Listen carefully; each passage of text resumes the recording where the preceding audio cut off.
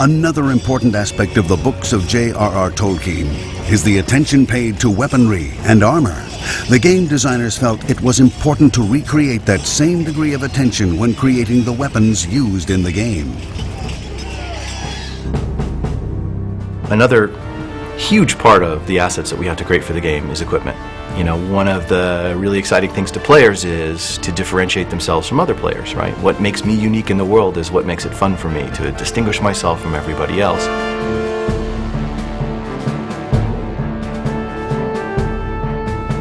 Another part of it is, how does my avatar look? And that's influenced a lot by the armor that I wear, the equipment that I wield.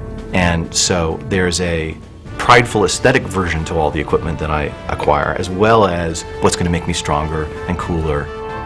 So we have literally thousands of items that we've created, tons and tons of armor sets, and all of this had to be influenced by the lore.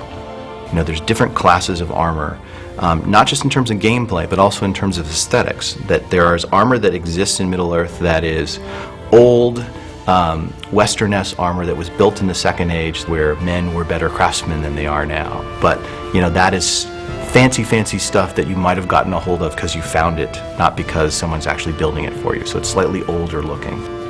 There's armor that was crafted by the dwarves in their heyday. It's dwarven crafted. It's not only for dwarves. Anybody can wear it. There's armor that was crafted by the elves in their heyday. This is all armor that we know how it got here. And then from that, we know what the style needs to be, how they should look, making them look as beautiful as possible.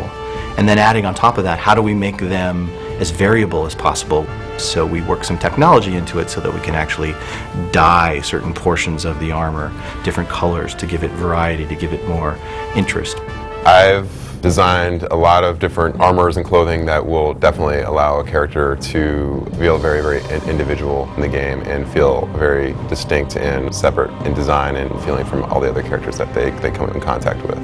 And we're constantly working on ways to improve that through dye mapping, which is basically being able to change the color of your armor, and that adds another area to distinguish your armor against someone else's armor. So you might be the guy that has the full red suit of armor, where the other guy is like a mixture of green and blue.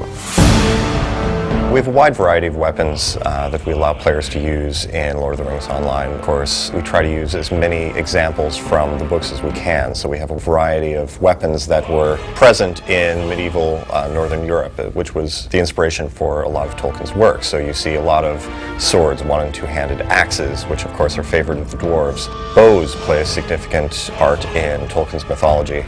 One of the lesser-known facts is that a lot of hobbits were actually very good archers, so spears, halberds, maces and clubs. It's one of the things we try to do on the game system side is to make sure that each of those weapons has a distinctive playstyle associated with them. They're big, they're small, some of them are very ornate, some of them are very simple and crafted simply. It really depends on what level you're playing at. So they're intended to be very detailed and realistic looking. We don't have a lot of weapons that are just crazy, out there, unbelievable. It's meant to be a weapon that feels like it's something you could actually use. Which isn't to say we don't have lots of really big hatchets and axes and things that, you know, look disproportionately large to the person that's carrying them. We just assume that dwarves and people in Middle-earth are extra heroic and can carry things that are really big like that. There are also magical weapons in the game, which are really exciting in a couple of ways. Magical in that they resist certain types of attacks. Also magical in that they have detect and other types of things on them. Very similar to, you know, Bilbo's sting, which can detect the presence of orcs. So those are very cool. Everybody likes magical weapons. Ultimately, this is a fantasy world, so we don't have any historical records of what a weapon that looks like if it's been forged by a dwarf or an elf. And in those cases, we get to take a little bit of fantastic license to create some really spectacular looking weapons. Middle-earth is filled with legendary weapons and armor of great power.